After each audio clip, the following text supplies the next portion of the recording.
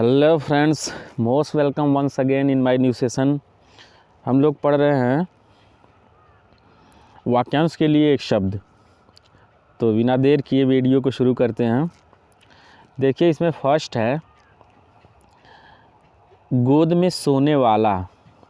ठीक है, गोद में सोने वाला को कहते हैं अंकशायी और गोद में सोने वाली को कहते हैं अंकशायिनी। अंकशायिनी, ठीक है। अब देख लीजिए, इसका थोड़ी सी व्याख्या हम लोग करेंगे। ये जो दिया गया है कि गोद में सोने वाला और गोद में सोने वाली, ठीक है। तो इसके नीचे एक और ये भी देख लीजिए, थर्ड है गोद में स्थान पाया हुआ। इसको कहते हैं अंकस्थ। गोद में स्थान पाया हुआ, अंकस्थ। गोद में सोने वाली, ये है अंकशायिनी कहते हैं। और गोद में सोने वाला, गोद में सोने वाले को क्या कहते हैं? अंकशायी। ठीक है, पहले आप इन तीनों को केवल देखिए, एक बार फिर से पढ़ देते हैं। गोद में सोने वाला अंकशायी, गोद में सोने वाली अंकशायिनी और गोद में स्थान पाया हुआ। थर्ड है गोद में स्थान पाया हुआ, अंकस्थ। ठीक है, तो इन तीनों को आप लोग याद रखिए। अब इनकी थोड़ी सी व्याख्या करेंगे हम, ठीक है। तो आ जाते हैं इधर। देखो, ये जो है अंक, ये जो अंक शब्द है, अंक, ठीक है। अंक मीन्स होता है एक गिनती वाला अंक तो होता ही है, ठीक है। अंक मीन्स जो 0 से लेकर 9 तक होता है, ये एक गिनती वाला अंक जो है 0 से 9 तक, ठीक है। इसको भी अंक कहते हैं। और ये जो है दूसरा, इसकी मीनिंग होती है, अंक मीन्स गोद होती है, गोद, ठीक है, लैप। तो अंक मीन्स आप लोग याद रखेंगे कि अंक मीन्स ये गिनती वाला जो 0 से 9 तक होता है, ठीक है, ये तो अंक होता ही है।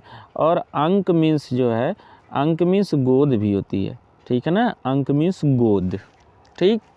और शयन करना मीन्स होता है सोना।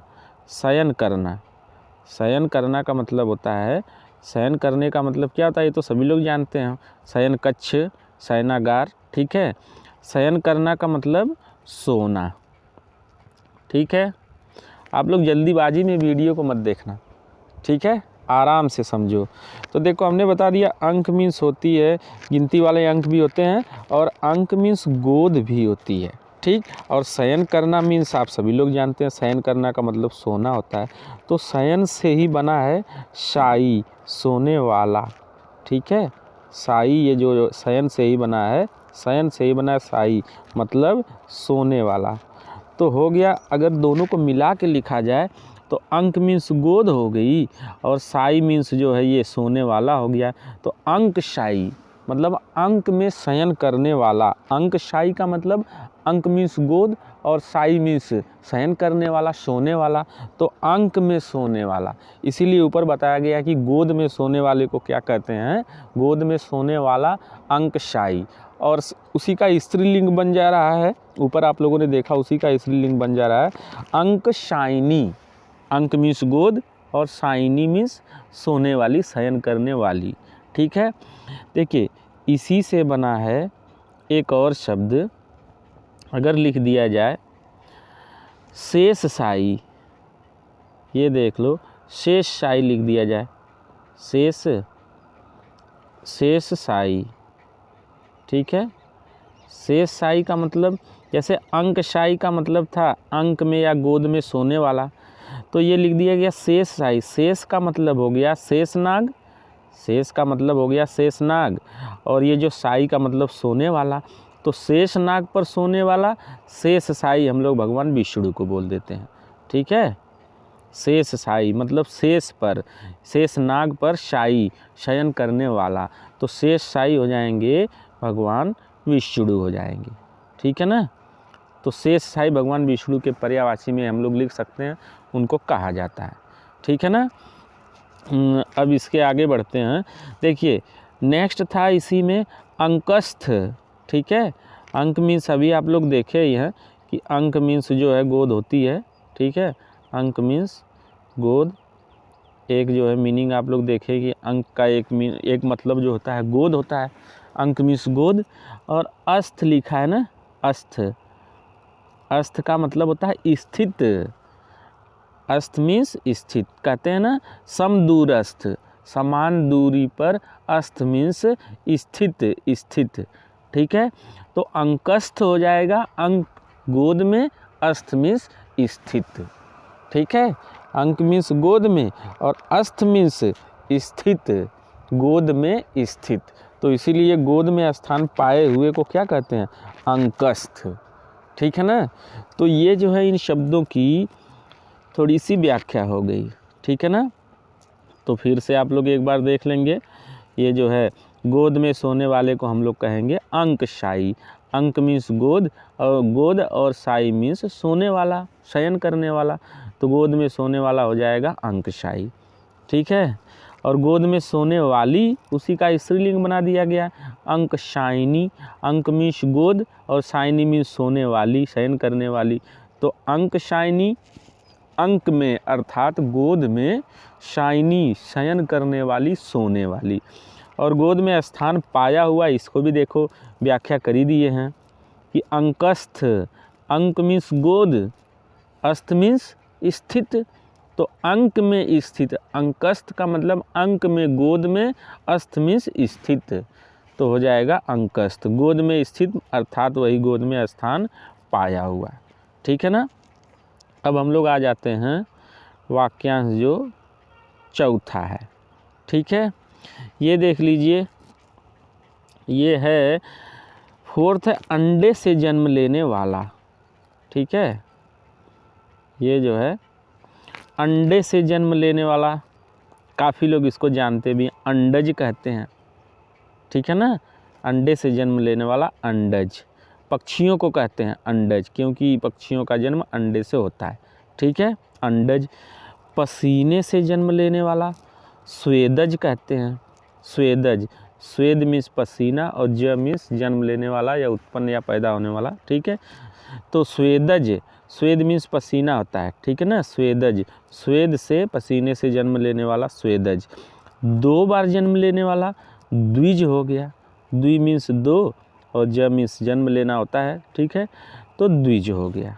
ठीक है ना, तो आप लोग इनको एक बार अच्छे से फिर से पढ़ लीजिए, नीचे इनकी व्याख्या ज़रूर करेंगे।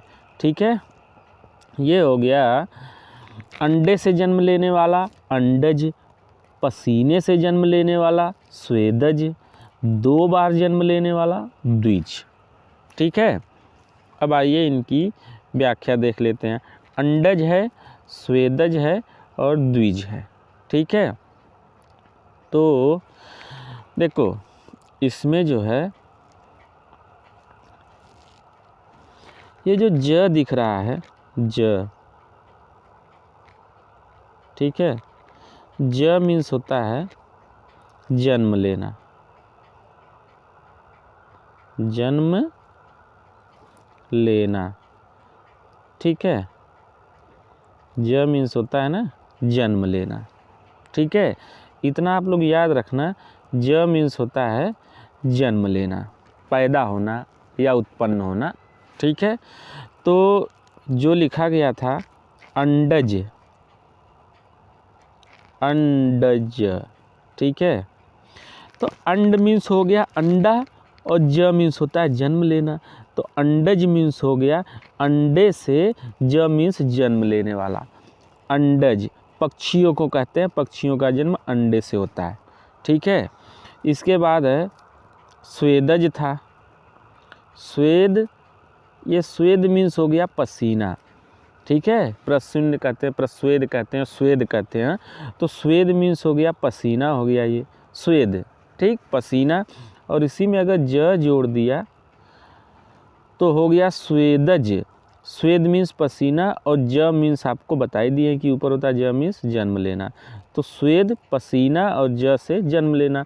तो हो गया स्वेदज, मतलब स्वेद से पसीने से, ज मीन्स जन्म लेने वाला, स्वेदज हो गया। ठीक है, अब जो है फिर इसके बाद था द्विज। ठीक है, द्विज की व्याख्या भी देख लीजिए। ये जो है द्विज था, द्वि और ज। ठीक है, तो द्वि मीन्स हो गया दो या दो बार कह लीजिए, द्वि मीन्स दो बार और ज मीन्स जन्म लेना। तो द्विज का मतलब हो गया द्वि मीन्स दो, ज मीन्स जन्म लेने वाला, दो बार जन्म लेने वाला। तो दो बार जन्म लेने वाले को कहते हैं द्विज। जिसका जन्म दो बार हो या जो दो बार जन्म ले उसको कहते हैं द्विज। देखिए द्विज एक तो हम लोग पक्षियों को कहते हैं। पक्षियों को द्विज इसलिए कहा जाता है कि पक्षियों का जन्म दो बार होता है। कैसे? एक बार वो जो है अंडे के रूप में जन्म लेते हैं और फिर अंडा तोड़ करके बाहर आते हैं, ये दूसरा जन्म हो गया। तो पक्षियों का जन्म भी दो बार होता है, पक्षियों को इसलिए द्विज कहते हैं। ठीक है, और हो गया दांतों को भी कहते हैं, दांत, और दांतों को भी कहते हैं द्विज। ठीक, क्योंकि दांत जो होते हैं, एक बार वो दूध वाले दांत आते हैं, एक बार दांतों का जन्म हुआ और दूध वाले दांत टूट जाते हैं, तो फिर जो परमानेंट वाले दांत होते हैं वो जमते हैं। ठीक है, तो दांत भी दो बार उगते हैं, यानी दो बार जन्म होता है, इसलिए दांतों को भी कहते हैं द्विज। ठीक है, और द्विज मीन्स होता है ब्राह्मण भी होता है। ठीक है, अनेकार्थी शब्द है, द्विज ब्राह्मणों को भी कहते हैं। ठीक है, देखो ब्राह्मण लिखते हैं तो ह आधा होता है, म पूरा रहता है, ब्राह्मण। ठीक है, वर्तनी के लिए आप लोग इसको ध्यान दीजिएगा, ब्राह्मण, ये ह जो है आधा है, म पूरा है। ठीक है, ब्राह्मण। तो ब्राह्मणों को भी द्विज कहते हैं, ब्राह्मण लोगों को। ठीक है, क्यों ब्राह्मणों को जो हम लोग द्विज कहते हैं? ब्राह्मण लोगों को माना जाता है कि एक बार वो जो बच्चे के रूप में जन्म लेते हैं, एक जन्म हो गया, और जब वे यज्ञोपवीत धारण करते हैं, यज्ञोपवीत मतलब जनेऊ धारण करते हैं, जनेऊ संस्कार होता है, तो माना जाता है कि उनका दूसरा जन्म हो गया। ठीक है ना, तो इसलिए इनको भी द्विज बोलते हैं। तो याद रखिएगा, द्विज का मतलब द्वि मीन्स दो और ज मीन्स जन्म लेने वाला, दो बार जन्म लेने वाला। ठीक है, पक्षियों को भी कहते हैं और ब्राह्मणों को भी कहते हैं और दांतों को भी। ठीक है, और इनका दो बार जन्म कैसे गिना जाता है? देखिए पक्षियों को भी बता दिए हैं कैसे दो बार जन्म है, दांत का भी और ब्राह्मण का भी। ठीक है, इसको भी याद रखिएगा, बहुत ही इम्पोर्टेंट है। ठीक है, अब नेक्स्ट आगे बढ़ते हैं हम लोग। इसके बाद है सेवंथ है, बिल्कुल वैसे ही आप लोग ऊपर की अगर व्याख्या देखें हैं तो नीचे जो है कई शब्दों को आसानी से समझ सकते हैं। ये है जल में जन्म लेने वाला।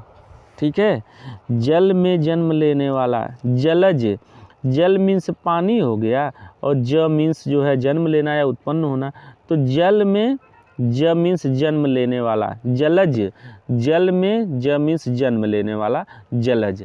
ये कमल का पर्यायवाची होता है। ठीक है, कमल को कहते हैं जलज। ठीक है, फिर है पंक, अर्थात कीचड़ में, पंक का मतलब होता है कीचड़। ठीक है, पंक अर्थात कीचड़ में जन्म लेने वाला, पंकज हो जाएगा। पंक मीन्स कीचड़ और ज मीन्स जन्म लेने वाला, तो पंकज, पंकज यानी पंक में, कीचड़ में, ज मीन्स जन्म लेने वाला, पंक में अर्थात कीचड़ में, ज मीन्स जन्म लेने वाला, तो हो गया पंकज। ठीक है, ये भी हम लोग कमल को ही कहते हैं। ठीक है ना, अब देख लीजिए, जिसका जन्म ही न हुआ हो, ये हो गया अज। ठीक है, जिसका जन्म ही न हुआ हो, अज कहते हैं। ठीक है, तो देखो अ मीन्स हो गया नहीं और ज मीन्स जन्म लेना, तो जो जन्म ही न लिया हो। ठीक है, अ मीन्स नहीं और ज मीन्स होता है जन्म लेना, तो जो जन्म ही न लिया हो मतलब जो अजन्मा हो, जिसका जन्म ही न हुआ हो, तो उसको कहते हैं अज। ठीक है, अभी व्याख्या करेंगे। अज दशरथ के, महाराज दशरथ के पिता का नाम भी था अज।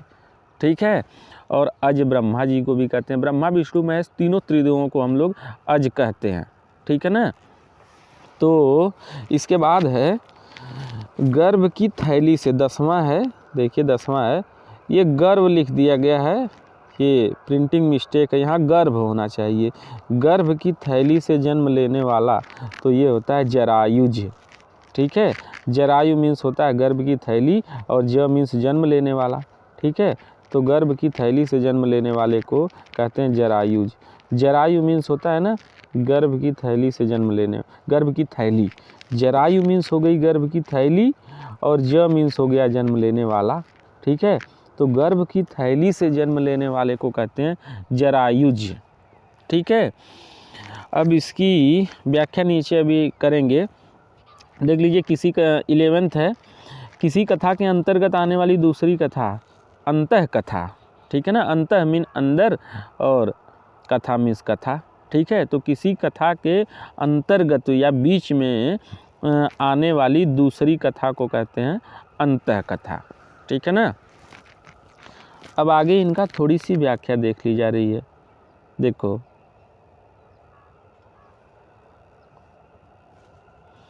ये इसमें जो है ज मीन्स तो आपको बता दिया था, ज मीन्स होता है जन्म लेना, ठीक है। ज मीन्स होता है जन्म लेना, पैदा होना या उत्पन्न होना, जन्म लेना, ठीक है। ये हो गया जन्म लेना, ज मीन्स हो गया जन्म लेना, ठीक है। तो ये जो एक शब्द था अज, ज, ठीक। तो अ जानते हैं, अ मीन्स होता है नहीं, नकारात्मकता का भाव देता है, ठीक है। विलोम शब्द बनाते हैं तो अ लगाकर विलोम बनाया जाता है ना। तो अगर अ मीन्स होता है नहीं, ठीक है, इसको क्या लिखें आप लोग समझ ही रहे हैं। अ मीन्स होता है नहीं, और ज मीन्स होता है जन्म लेना। तो जो जन्म ही न लिया हो, यानी जिसका जन्म ही न हुआ हो, तो उनको कहेंगे अज, ठीक है ना। तो अज बता ही दिए हैं आपको, ब्रह्मा विष्णु महेश तीनों लोगों को माना जाता है कि ये लोग जो है अजन्मा है, मतलब इनका जन्म ही नहीं हुआ है, ठीक है। इनके माता पिता कोई नहीं है, ठीक है। तो अज, एक चीज़ और, अज दशरथ के पिता को भी कहते हैं, ठीक है। उनका नाम था दशरथ के पिता के जो है पिताजी को भी कहा जाता है, और कहा जाता है नहीं, उनका नाम था ये, ठीक है। और संस्कृत में, संस्कृत भाषा में अज जो है बकरे को भी कहते हैं, बकरा, ठीक है। अज मीन्स बकरा भी होता है। अगर यही अजा लिख दिया जाएगा तो बकरी हो जाएगी, ठीक है। अजा, अजा मीन्स जो है वही बकरी हो जाएगी, अजा का मतलब बकरी हो जाएगी, ठीक है। अज मीन्स बकरा, ठीक है। इसका जो है जन्म न लेना, इससे कोई संबंध नहीं है इन लोगों का, ठीक है। दशरथ के पिता का नाम था अज, और जो है बकरे को संस्कृत में अज कहते हैं, ठीक है। और बाकी अर्थ के हिसाब से अगर अज का मीनिंग लिया जाता है, तब जो है ब्रह्मा विष्णु महेश, इन तीनों त्रिदेवों को, तीनों देवताओं को अज कहते हैं, ठीक है ना। अब आगे आते हैं हम लोग। देखो, इसमें आप लोग इसको याद कर लीजिएगा, 11th वाला जो था, किसी कथा के अंतर्गत आने वाली दूसरी कथा, अंतः कथा कहते हैं। अंतः मीन अंदर, और कथा मीन्स कथा, तो अंदर आने वाली कथा या बीच में आने वाली कथा, तो किसी कथा के अंतर्गत आने वाली दूसरी कथा को अंतः कथा कहते हैं, ठीक है। अब नेक्स्ट है,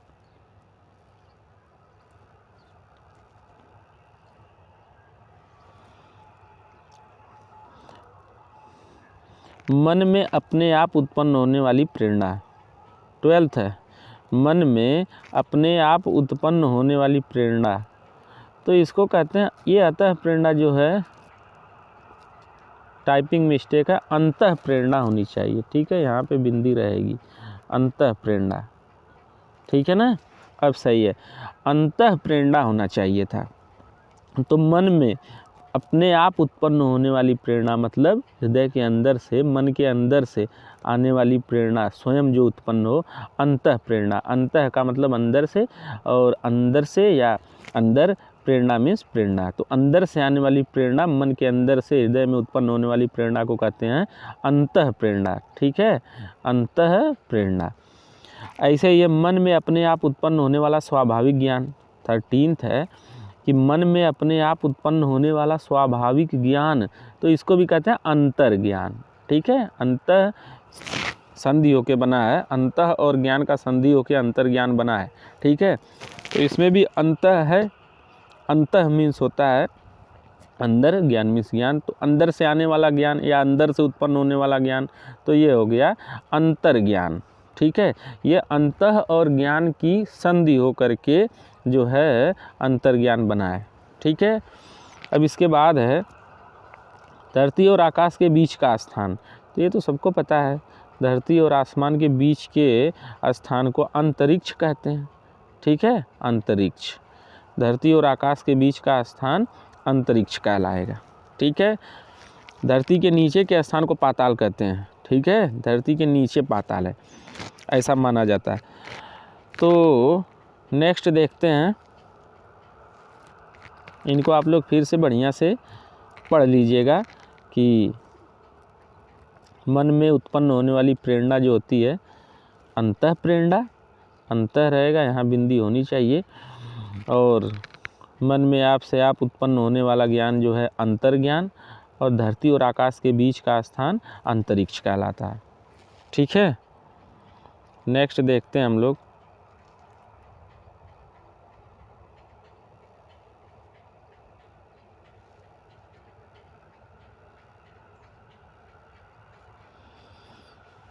हाँ, ये हो गया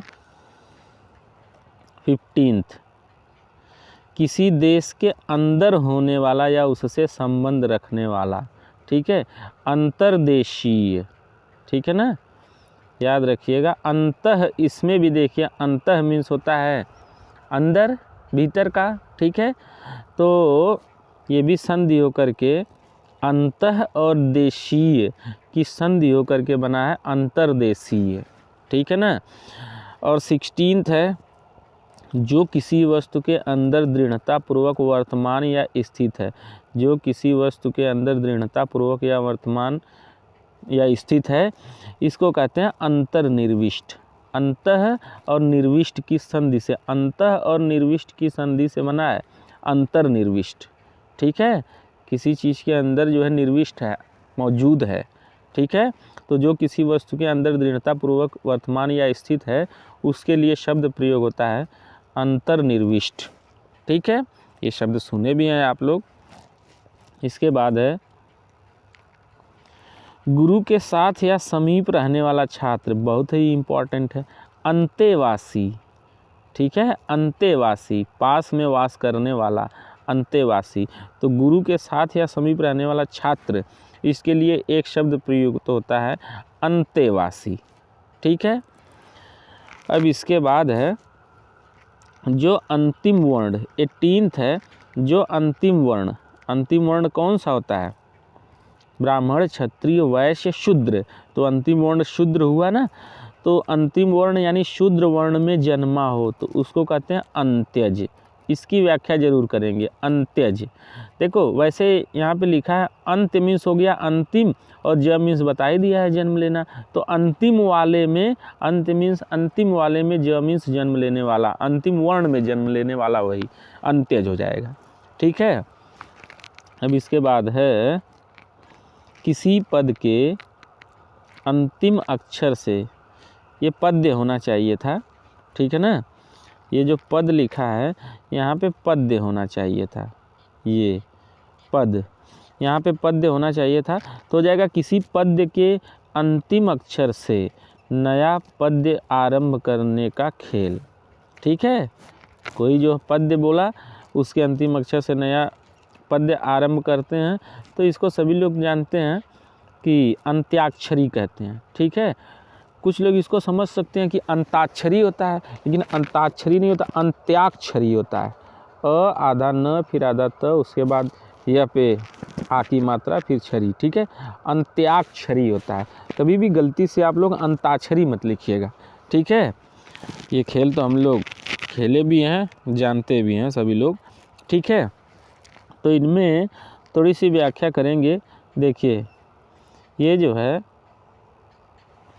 ये जो शब्द लिखा जा रहा है अंत्य, अन और त्य, अंत्य, ठीक है ना, ये आधा न है। अंत्य मीन्स होता है अंतिम। जहाँ भी ये अंत्य आएगा ना तो अंत्य मीन्स समझ लीजिएगा, अंत समझ लीजिए। अंत्य मीन्स अंत या अंतिम समझ लीजिए, अंत्य। अंत्य बिंदु आप लोग सुने होंगे, किसी रेखाखंड के छोर को, किनारे वाले बिंदु को अंत्य बिंदु कहते हैं। तो अंत्य मीन्स हो गया अंतिम, और ज मीन्स बता ही दिए हैं। ज मीन्स क्या होता है, जन्म लेना, जन्म लेना, ठीक है। तो अंत मीन्स हो गया अंतिम, और इसमें ज देखिए जोड़ दे रहे हैं, ज छूट रहा है। तो अंत मीन्स होता है अंतिम, और ये जो ज है, ज, ठीक है, इस ज का मतलब होता है जन्म लेना, ठीक है ना। तो हो गया अंतिम वाले में जन्म, ज मीन्स जन्म लेने वाला, अंतिम वाला, अंतिम वर्ण को कह रहे हैं अंत्यज, ठीक है। तो अंत्य मीन्स हो गया अंतिम वाले वर्ण में, अंतिम में ज मीन्स जन्म लेने वाला। तो अंतिम वर्ण में ज मीन्स जन्म लेने वाला, ठीक है। तो अंतिम वर्ण वही शूद्र वर्ण होता है। तो जो अंतिम वर्ण यानी शूद्र में जन्म लेता है, शूद्र वर्ण का है, तो उसको हम लोग कहते हैं अंत्यज, ठीक है। तो अंत्यज जो है किसको कहेंगे, जो शूद्र वर्ण में जन्म लेगा, ठीक है ना, शूद्र वर्ण में, अंतिम वर्ण में। तो ये हो गया अंत्यज, ठीक है। और इसी अंत्यज से जो है अंत्याक्षरी भी बना है, ठीक है। अंत मीन्स आपको बता ही दी है कि अंतिम है, और अक्षरी, ठीक है, अक्षरों वाली। अंत्यम, अंत मीन्स अंतिम, और अक्षरी मीन्स वही हो गया अक्षरों वाली। तो पूरा भाव समझ लीजिए कि किसी पद के अंतिम अक्षर से फिर नया पद आरंभ करते हैं तो उसी को अंत्याक्षरी कहते हैं, ठीक है। लेकिन यहाँ एक चीज़ ये ज़रूर बताएंगे कि ये जो लिखा गया है आप लोग देखें, अभी अ फिर आधा न, फिर आधा त, फिर या, और था छ री, ठीक है, अंत्याक्षरी, ऐसे लिखा जाएगा, ठीक है ना, अंत्याक्षरी, इस तरह से लिखना है हमको। इसमें जो है कभी गलती से अंताक्षरी मत आप लोग लिखिएगा, अंताक्षरी, ठीक है, ये अंताक्षरी ऐसे नहीं लिखना है, ठीक है, ये जो है गलत है। सही ये है अंत्याक्षरी, ठीक है। पढ़े भी होंगे आप लोग, कहीं न कहीं ज़रूर इसको देखे होंगे, ठीक है, वाक्यांशों में। तो आगे बढ़ते हैं अब लोग। नेक्स्ट है ये जो है 20। तो जो 20 है, तर्क के बिना,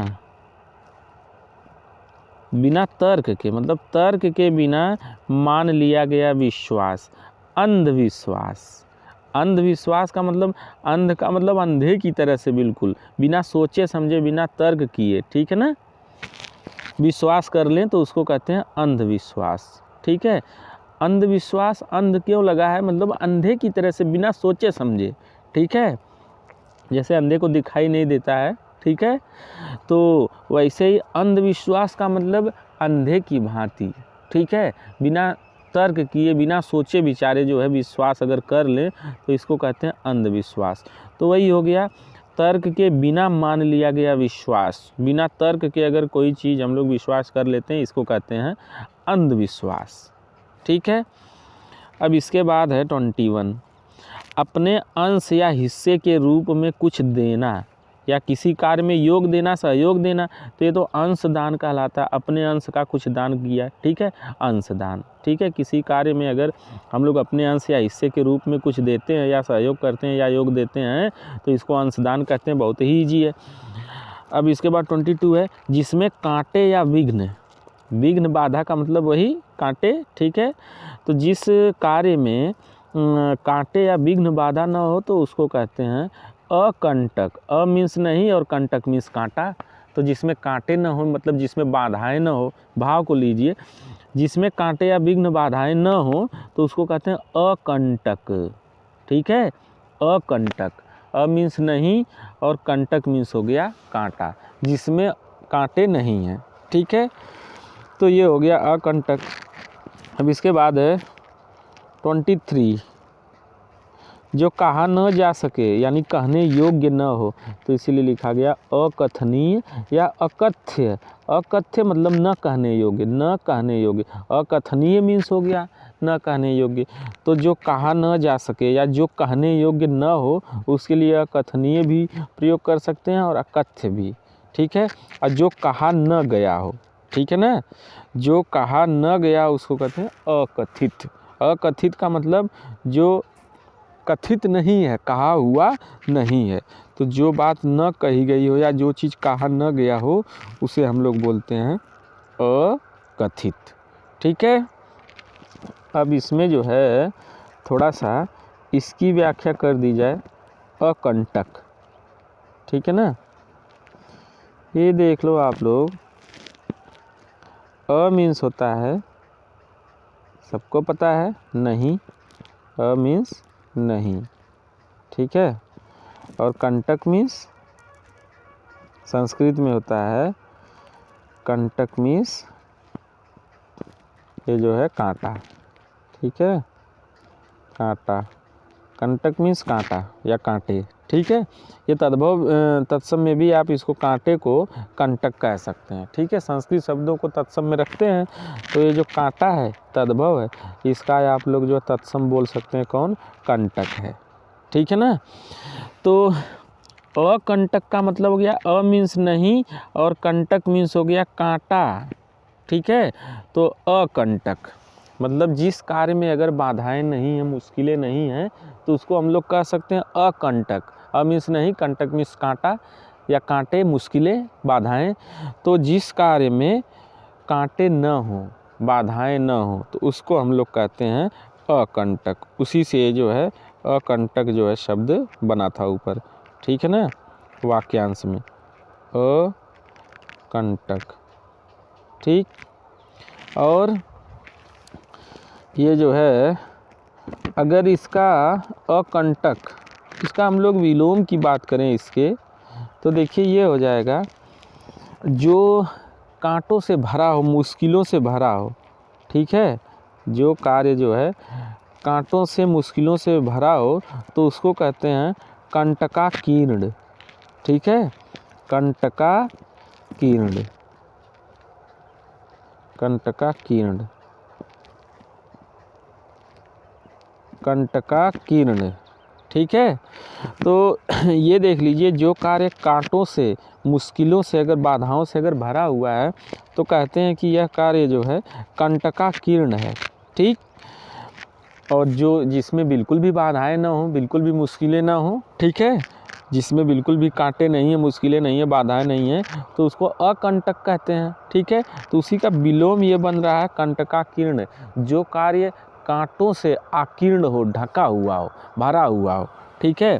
तो यह भी देखिए दीर्घ संधि से बना हुआ है, इसमें है कंटक, है कंटक शब्द भी है, ठीक है, कंटक ये शब्द भी है और प्लस है आकीर्ण, आकीर्ण, आकीर्ण, ठीक है। तो कंटक मीन्स हो गया कांटा और आकीर्ण का मतलब होता है ढका हुआ, ठीक है, छाया हुआ। तो कंटक मीन्स हो गया कांटे और आकीर्ण मीन्स ढका हुआ, मतलब कांटों से भरा हुआ, समझ लीजिए, ठीक है। तो कंटक और आकीर्ण मिला करके बनता है कंटकाकीर्ण, संधि हो गई, दीर्घ वाली संधि हो गई, तो कंटकाकीर्ण का मतलब हो गया जो कांटों से आकीर्ण, ढका हुआ, भरा हुआ हो। ठीक है, तो कंटकाकीर्ण यही बनेगा। तो ये विलोम बन गया, अकंटक का विलोम बन जाएगा कंटकाकीर्ण। ठीक है, कंटक आकीर्ण, कांटों से आकीर्ण, ढका हुआ या भरा हुआ। ठीक है, अब नेक्स्ट आगे बढ़ते हैं हम लोग।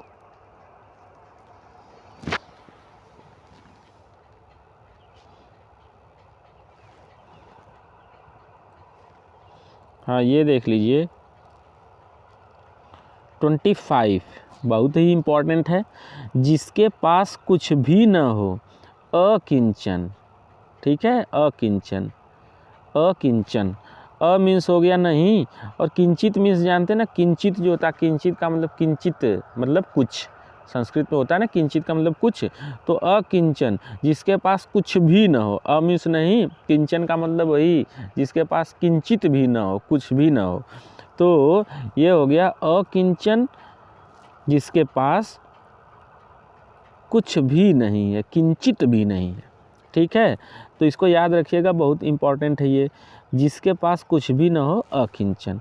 फिर इसके बाद है जिसमें कुछ करने की क्षमता न हो, अक्षम हो जाएगा। अ नहीं है, क्षम मीन्स क्षमता, क्षम, अ मीन्स नहीं और क्षम मीन्स क्षमता। तो जिसमें क्षमता नहीं है, कुछ करने की क्षमता नहीं है, ये हो जाएगा अक्षम।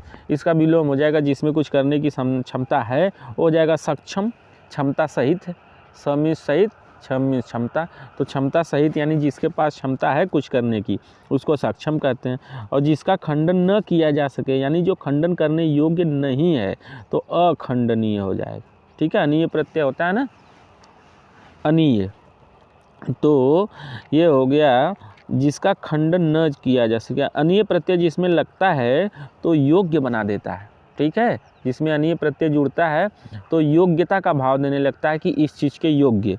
तो जिसका खंडन न किया जा सके, ये हो जाएगा अखंडनीय। ठीक है, और जिसके टुकड़े या खंड न किए गए हों, उसको कहेंगे अखंडित। अखंडित माने अ मीन्स नहीं, खंडित माने टूटा हुआ। ठीक है, या टुकड़े हो गए हों जिसके, तो जिसके खंड या टुकड़े न किए गए हों। ठीक है, यानी जिसके टुकड़े न हुए हों, यानी जो खंडित नहीं हुआ है उसको अखंडित बोल देंगे। ठीक है, जो खाने योग्य न हो, 29 है, 29, जो खाने योग्य न हो, ये हो जाएगा अखाद्य। अखाद्य, अ मीन्स नहीं, खाद्य मीन्स खाने योग्य। ठीक है, खाद्य मीन्स खाने योग्य, तो अखाद्य मीन्स हो जाएगा नहीं खाने योग्य। तो जो न खाने योग्य हो उसको अखाद्य कह देंगे। ठीक है, इसके बाद है 30, जो गिना न जा सके, अगणित, जिसकी गणित नहीं की जा सकती। अ मीन्स नहीं, गणित का मतलब जिसका कैलकुलेशन नहीं हो सकती, मतलब गणना नहीं हो सकती, तो ये हो गया अगणित। या इसी को अनगिनत भी कहते हैं। कहते हैं ना आसमान में अनगिनत तारे हैं, तो जिसको गिना न जा सके ये हो जाएगा अगणित, जिसकी गणित ही नहीं है, जिसकी गणना ही नहीं है। ठीक है, तो अगणित होता है और इसको अनगिनत भी कहा जा सकता है। ठीक है, तो ये हो गए। इसको एक बार फिर से आप लोग अच्छे से एकदम पढ़ लीजिए। 25 है, जिसके पास कुछ भी न हो, अकिंचन। जिसमें कुछ करने की क्षमता न हो, अक्षम। जिसका खंडन न किया जा सके, अखंडनीय। और जिसके खंड या टुकड़े न किए गए हों, अखंडित। ठीक है, जो खाने योग्य न हो, अखाद्य। और जिसकी गणना या गिनती नहीं की जा सकती, वो हो जाएगा अगणित भी कह सकते हैं और अनगिनत भी कहा जा सकता है। ठीक है ना। अब नेक्स्ट हम लोग आगे बढ़ते हैं।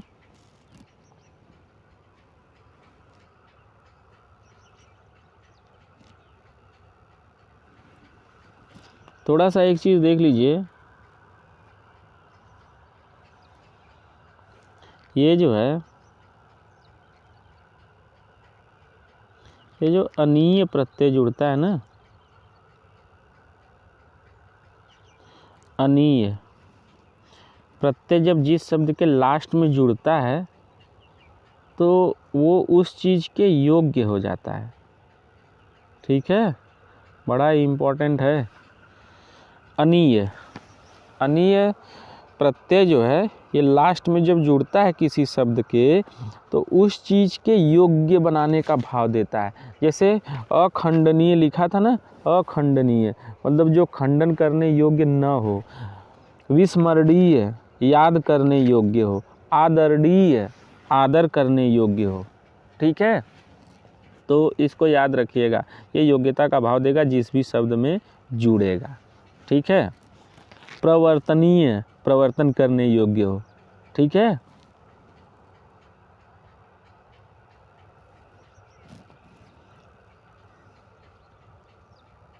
हाँ नेक्स्ट देख लीजिए। पहले एक बार सबको अच्छे से एक बार पढ़ दे रहे हैं। ये जो है 31 है, जिसके अंदर या पास न जाया जा सके, अगम्य। ठीक है, किसी आदरणीय का स्वागत करने के लिए चल कर कुछ आगे पहुंचाना लिख दिया है, ये पहुंचना होना चाहिए। किसी आदरणीय का स्वागत करने के लिए चल कर कुछ आगे आना या आगे पहुंचना, तो इसको कहते हैं ना अगवानी, मतलब अगवानी करने के लिए आए हैं। ठीक है, आगे बढ़कर स्वागत करने के लिए आते हैं ना, तो उसको अगवानी कहते हैं। ठीक है, जिसकी गहराई अथाह का पता न हो, इसको अथाह भी कहते हैं और अगाध भी होता है। ठीक है ना, अगाध, ये जो है अगाध भी होता है, अगाध, तो अगाध भी होता है और अथाह भी होता है। ठीक है ना, याद रखिएगा।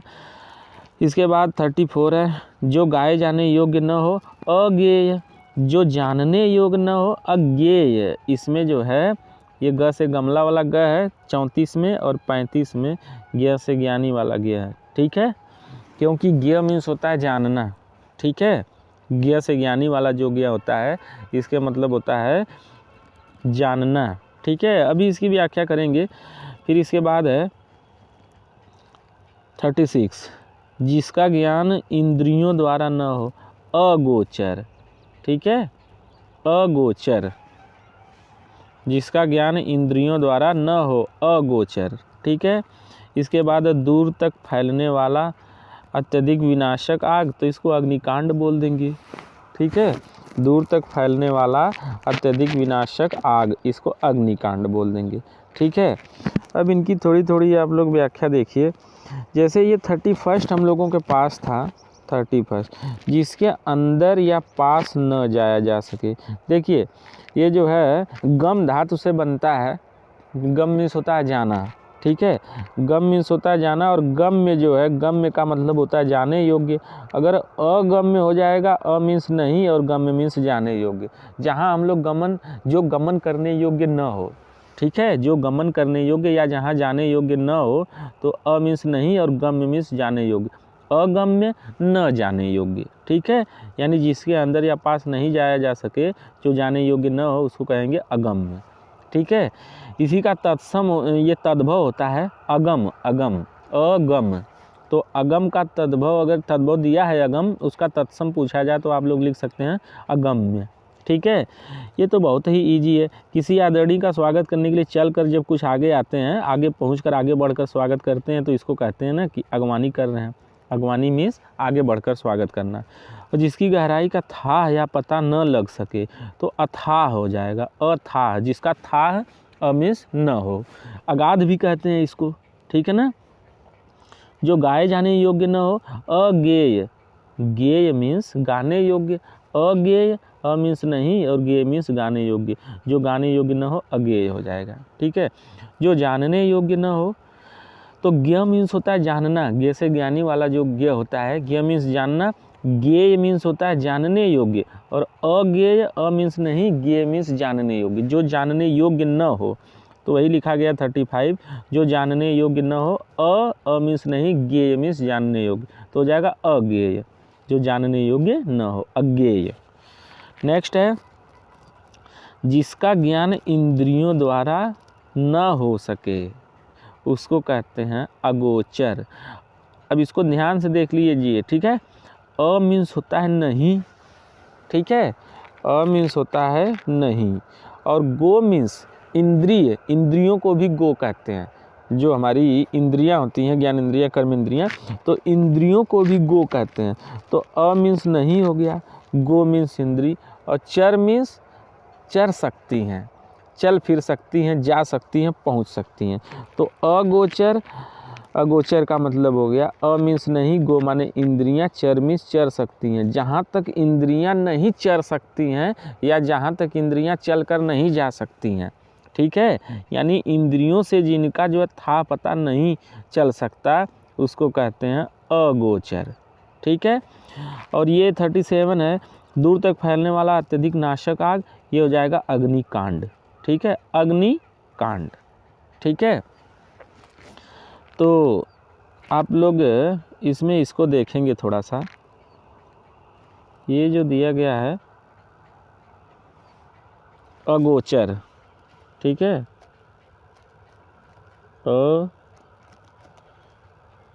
अगोचर, ठीक है। अ जो है नहीं का भाव देता है, ठीक है, अ मीन्स नहीं। देखिए कुछ गड़बड़ थोड़ा सा चल रहा है। हाँ, ये जो अगोचर दिया गया है अगोचर, अगोचर, तो अ मीन्स हो जाएगा नहीं, ठीक है, नहीं का नकारात्मक भाव देता अ। और गो मीन्स देख लीजिए गाय भी होती है, गोदान होता है ना, गौदान गोदान, ठीक है, गाय का दान। तो ये जो हो गया, गो मीन्स इंद्री भी होती है, ठीक है, इंद्रिय, इंद्रिय, इंद्रियां हमारी, ठीक है, गो मीन्स इंद्रिय भी होती है। और चर मीन्स हो गया चरना या चलना फिरना, ठीक है। तो अ मीन्स नहीं हो गया, शब्द को अच्छे से समझिएगा, अ मीन्स नहीं, और गो मीन्स इंद्रियां, और चर मीन्स चरना, मतलब जहाँ तक इंद्रियां जो है नहीं चर सकती हैं, चल फिर सकती हैं, जा सकती हैं, पहुँच सकती हैं, जहाँ तक हमारी इंद्रियां नहीं चर सकती हैं या चल सकती हैं या जा सकती हैं, तो उसी को कहते हैं अगोचर, ठीक है ना। जहाँ हमारी गो यानी इंद्रियां, अ मीन्स नहीं, और चर मीन्स चरने जा सकती हैं या पहुँच सकती हैं, ठीक है, या उसका जानकारी ले सकती हैं। तो अगोचर मीन्स हो गया जहाँ तक हमारी इंद्रियां जो है नहीं चल फिर सकती, यानी जो इंद्रियों की पहुँच से बाहर हो, ठीक है, यानी जिसका ज्ञान इंद्रियों से नहीं हो सकता, उसी को कहते हैं अगोचर, ठीक है ना। अब नेक्स्ट देख लेते हैं हम लोग, इसके बाद है, हाँ देख लीजिए, इधर तो इजी हैं सब। देखो 38 है, जिसका जन्म पहले हुआ हो, अग्रज, अग्र मीन्स आगे, और ज मीन्स जन्म लेना, तो जो आगे जन्म लिया हो तो वही हो गया, जिसका जन्म आगे या पहले हुआ हो अग्रज हो जाएगा, बड़ा भाई। जिसका जन्म बाद में हुआ हो, अनुज, अनु मीन्स पीछे, और ज मीन्स जन्म लेना, तो जो पीछे जन्मा हो या जिसका जन्म बाद में हुआ हो, अनुज हो जाएगा, छोटा भाई। अब इसके बाद है, किसी दिन, देखिए ये लिख दिया गया, यहाँ पे देन होना चाहिए था, लेन देन की को कह रहे हैं। किसी देन या पारिश्रमिक के मद में, किसी देन या पारिश्रमिक के मद में पहले से दे दिया गया, तो अग्रिम कहते हैं। अग्रिम राशि होती है ना, एडवांस, एडवांस जो पहले से दे दिया जाए किसी मद में, तो उसको अग्रिम कहते हैं, ठीक है। जो सबसे आगे रहता हो अग्रणी कहते हैं, बहुत ही ईजी है, जो सबसे आगे रहता हो क्या कहते हैं, इसको अग्रणी, ठीक है। ये 42 है, जो करने या होने वाली बात को पहले से ही सोच ले, अग्र सोची, अग्र मीन्स आगे ही सोच, आगे, और सोची मीन्स सोचने वाला, ठीक है। जो करने या होने वाली बात को पहले से ही, आगे से ही सोच ले, उसको कहेंगे अग्र सोची, आगे ही सोचने वाला, ठीक, आगे की सोचने वाला, ठीक है। इसके बाद है 43, जो चिंतन करने योग्य न हो, अचिंत्य, अचिंत्य, ठीक है। तो जो चिंतन करने योग्य न हो, अचिंत्य हो जाएगा, ठीक। इसके बाद 42 है, जिसका कोई शत्रु पैदा न हुआ हो, अजात शत्रु, ठीक है। ये जो 44 है, जिसका कोई शत्रु पैदा न हुआ हो, उसको कहते हैं अजात शत्रु। अ मीन्स नहीं, और जात माने वही ज से बनाया, जात मीन्स उत्पन्न हो या पैदा हो, शत्रु मीन्स वही शत्रु, एनिमी। तो अजात शत्रु, अ मीन्स नहीं, जात मीन्स पैदा हुआ है, और शत्रु कोई शत्रु पैदा नहीं हुआ है। तो जिसका कोई शत्रु पैदा नहीं हुआ है उसके लिए प्रयोग करते हैं अजात शत्रु। अ मीन्स नहीं, जात मीन्स पैदा हुआ है, जन्म लिया है, और शत्रु मीन्स शत्रु। तो जिसका कोई शत्रु पैदा नहीं हुआ है या जन्म नहीं लिया है, तो ये हो जाएगा अजात शत्रु। ठीक है, अब नेक्स्ट देख लीजिए।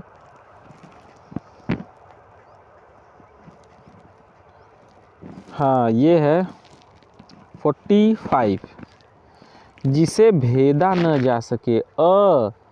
अभेद लिख दिया, नहीं ये गलत है, अभेद्य होता है। ठीक है ना, ये बिल्कुल ही टाइपिंग मिस्टेक है, इसको आप लोग अभेद को मत देखना। ठीक है ना, ये अभेद्य होता है, अभेद्य। यहाँ मैं लिख दे रहा हूँ, जिसे भेदा न जा सके इसको कहते हैं अ और भेद्य। आधा द और पूरा य अलग अलग लिखेंगे तो आधा द और पूरा य होगा, अभेद्य। तो जिसे भेदा न जा सके अभेद्य, जिसे छेदा न जा सके अछेद्य। ठीक है ना, अछेद्य। और जिसे जीता न जा सके अजेय। ठीक है ना, जिसे जीता न जा सके अजेय।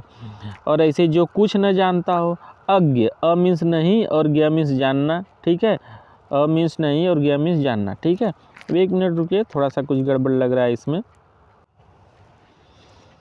देखिए, तो ये 45 जो था, जिसे भेदा न जा सके, ये आपको बताई दिए थी कि अभेद नहीं होना चाहिए, अभेद्य होना चाहिए था। अभे और द्य, अभेद्य। ठीक है ना, अभेद्य। और जिसे छेदा न जा सके अछेद्य कहते हैं। जिसे जीता न जा सके अजेय हो जाएगा। जो कुछ न जानता हो अज्ञ हो जाएगा। ठीक है, और जो जाना न गया हो अज्ञात कह देंगे। जिसे जानते न हो या जो जाना न गया हो अज्ञात हो जाएगा। और 50 है, जिसके आने की तिथि ज्ञात न, अतिथि। अ मीन्स नहीं, तिथि का मतलब तिथि, कोई तिथि ही नहीं है। ठीक है, कोई तारीख ही नहीं है। तो जिसके आने की तिथि पता न हो, ज्ञात न हो, उसको कहते हैं अतिथि। ठीक है ना, अब इसमें जो है थोड़ी सी व्याख्या इसमें आप देखेंगे, ये जो दिया गया है शब्द अज्ञ, अज्ञ। ठीक है, तो अ मीन्स होता है नहीं। ठीक है ना, अ मीन्स नहीं और ज्ञ मीन्स जानना, जानना। ठीक है, इस ज्ञ माने जानना होता है, ज्ञ से ज्ञानी। तो अ मीन्स हो गया नहीं और ज्ञ मीन्स जानना।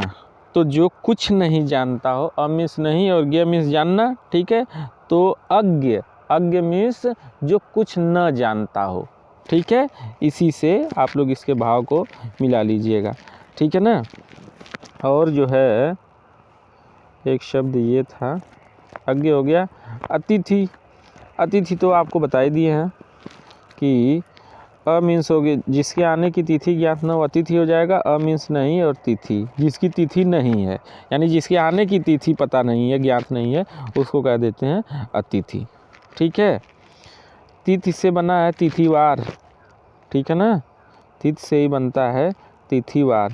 ये जो है हम लोग कहते हैं ना त्योहार, त्योहार जो बोला जाता है त्योहार, तो ये त्योहार जो है ये तद्भव है, तत्सम होगा तिथिवार। इसको भी याद रख लीजिएगा, तत्सम इसका होता है तिथिवार। त्योहार को ये तद्भव है, तद्भव, और ये जो है तत्सम है। त्योहार को तत्सम में हम लोग संस्कृत निष्ठ एकदम इसको क्या बोलते हैं, तिथिवार। ठीक है, नेक्स्ट आगे देख लेते हैं क्या है। हाँ, ये आगे जो है आप लोगों के लिए होमवर्क दिए। ठीक है, इसको आप लोग बताओगे। यहाँ जो है 2-2 शब्दों के पेयर लिखे गए हैं और आप लोगों को बताना है इनकी मीनिंग, जिससे पता चले कि इनमें डिफरेंट क्या है। ठीक है ना, ये आप लोगों के लिए होमवर्क है, ये आप लोगों के लिए HW होमवर्क है। ठीक, आपको बताना है कि ये जो बड़ी की मात्रा से बनता है परीक्षा, इसका मतलब क्या होता है, और जो छोटी की मात्रा से बनता है परीक्षा, इसका मतलब क्या है। ऐसे ही यहाँ पे लिखा गया खर, खर मीन्स क्या होता है, और बताना खल मीन्स क्या होता है। ठीक है ना, इसको आप लोग बताएंगे, कब बताओगे आप लोग इसको। चलो अच्छा ठीक है, मीनिंग मैं इसकी बता दे रहा हूँ। देखो ये जो है, ये परीक्षा जो होती है, ये तो वही जो आप लोग जानते हैं, इस परीक्षा माने परीक्षण ही यही होता है, इम्तिहान जो कहते हैं परीक्षण। ठीक है, ये जो हम लोगों का होता है ना इम्तिहान, यही परीक्षण है, एग्ज़ाम एग्ज़ाम। ठीक है, ये एग्ज़ाम वाली परीक्षा लिखी गई है। ठीक है ना, और ये जो परीक्षा है इसका मतलब होता है पंक, अर्थात कीचड़। ठीक है, इस परीक्षा का मतलब है ये एग्ज़ाम, टेस्ट, इम्तिहान वही। ठीक है, परीक्षण एग्ज़ाम। ठीक है, तो इस परीक्षा का मतलब इम्तिहान है, और ये जो परीक्षा है इसका मतलब होता है कीचड़। ऐसे जो खर है, तो खर का मतलब एक तो खरपतवार तिनका हो गया। ठीक, और खर मीन्स जो है गधा भी होता है, गधा, गधा, खर मीन्स गधा होता है, इस खर का मतलब। और खर मीन्स खरपतवार होता है, ये खर मीन्स गधा, वही जिसके पर्यायवाची होते हैं ना, पर्यायवाची, बेसर, चक्रीवान, बैशाख नंदन। ठीक है, तो खर मीन्स हो गया गधा। ठीक, और ये जो खल लिखा है, खल लिखा जाए या छोटा ऊ की मात्रा लगा के लिख दे खलू, तो इसके मतलब होता है दुष्ट, दुष्ट व्यक्ति।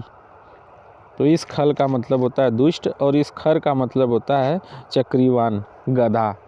ठीक है ना, खर मीन्स जो है गधा, और खल मीन्स दुष्ट। और ये जो बड़ी की मात्रा लगा के लिखी गई है परीक्षा, ये इम्तिहान है, और जो छोटी की मात्रा लगा के लिखते हैं परीक्षा, ये जो कीचड़ है।